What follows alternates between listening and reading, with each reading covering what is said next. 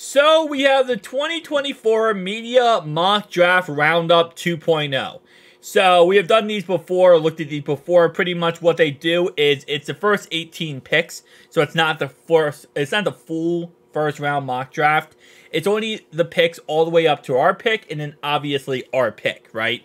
Shout out to Geoff Hobson of Bengals.com for posting this article. But what they do is they take the best picks from around the NFL world. So ESPN, NFL, America, not America Today, like, you know, the news sources, Sports Illustrated, etc., right? And they take all these news sources and they put it together for one cohesive mock draft, right? So let's go ahead and get right into it. So for example, the first overall pick, which I think is very much the consensus here by every, one, we have, of course, is going to be the Chicago Tribune, and it says Caleb Williams from USC.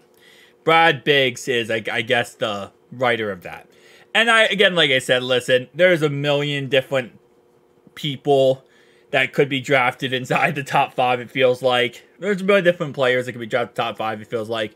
But it's pretty much clear cut for at least everything I've heard and what experts are saying that Caleb is number 1. And then number 2 is anyone's game at this point. So this is something that has been talked about a lot now. Jaden, I feel like it just started up really recently, and it's been really getting going, is Jaden Daniels from LSU to the Commanders at 2. So, for the longest time, it was thought of, and kind of to a point that it was almost like going to happen here, kind of like Caleb Williams number 1, was that Drake May was going to be number 2. Because if Caleb Williams was not in this draft, in most experts' mind, if not all experts, like, Drake May is that guy. He is that number 1. He is that Andrew Luck type quarterback. Like, he is the best quarterback outside Caleb Williams. Well, this happens all the time. We've seen it in the past where, the Jets fell in love with Zach Wilson. They went with him over other options.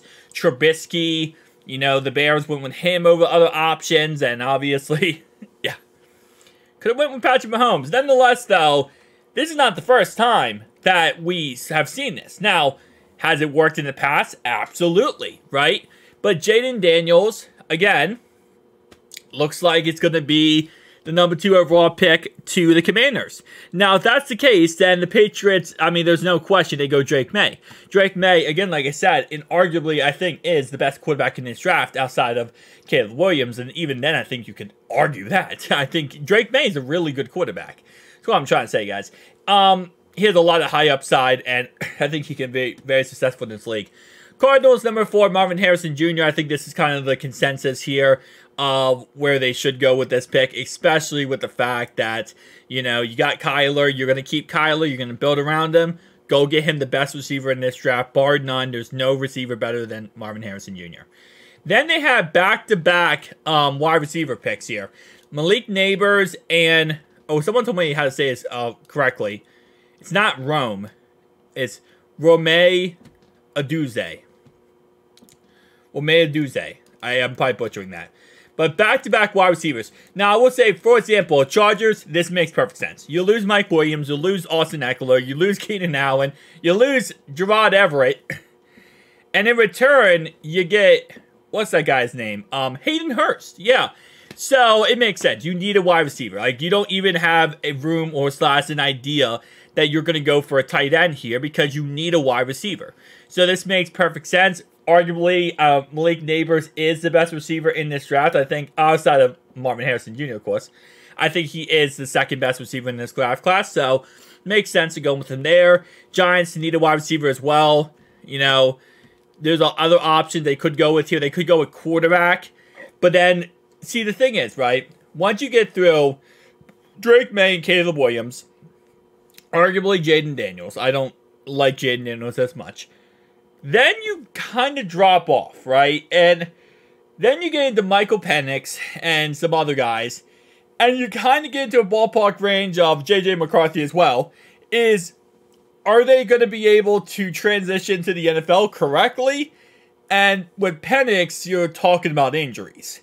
And can he stay healthy? So, I'm not against the idea, or I'm not surprised by the idea of the Giants not taking a quarterback here and kind of just saying, you know what, we're going to take our star receiver.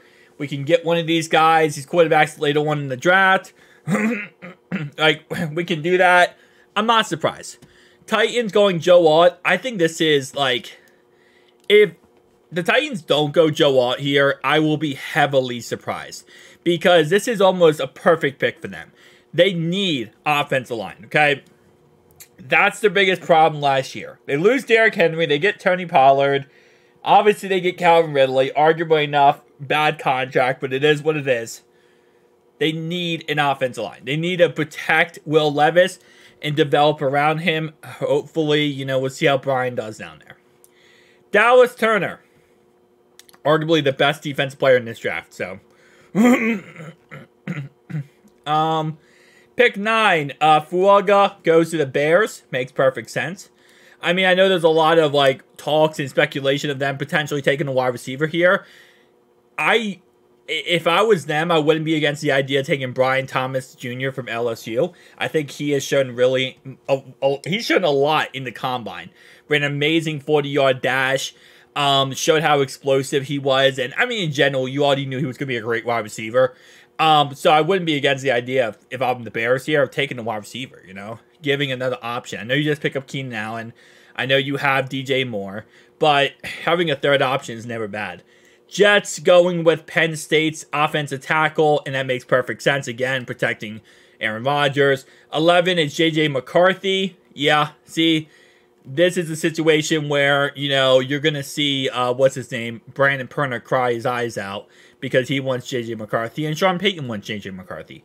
Instead here, the Broncos go quarterback Bo Nix. This is another quarterback I didn't list earlier, but he's just like Penix. It's really about the injuries.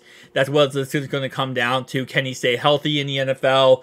And just like, you know, Penix, it's going to be that question mark forever. Tron Arnold goes to the Raiders. This is not a bad pick. 14, Brian Thomas Jr. goes to the Saints. I think that's a really good pick as well. Brock Bowers goes to the Colts. That hurts in my soul and my livelihood. Troy from Washington goes to the Seahawks. This is actually a player we probably would have taken. 17, Quinton Mitchell goes to the Jags. So now let's talk about who we have available. So for our pick right now, we have Byron Murphy II. We have Johnny Newton, D-tackle. We have J.C. Latham. That's another option. We also have Amarius Mims, right? Obviously, yeah, you could go cornerback. You got Jackson Powers Johnson. Brock Bowers is off the board, so you're not going tight end.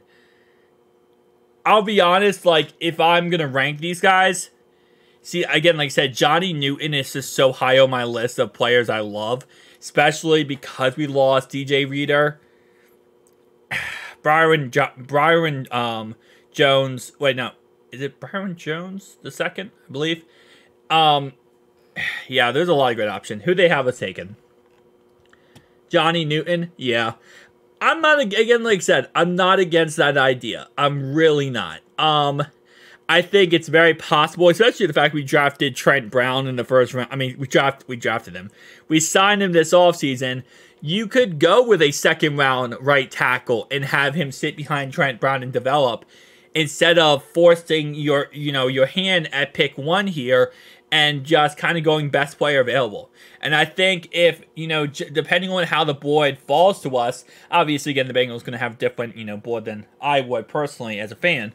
But at the end of the day, how the board drops to us, it's very possible that, he becomes the best player available. And I think in all honesty, he's up there on my list of best player available. So, I'm not against this pick.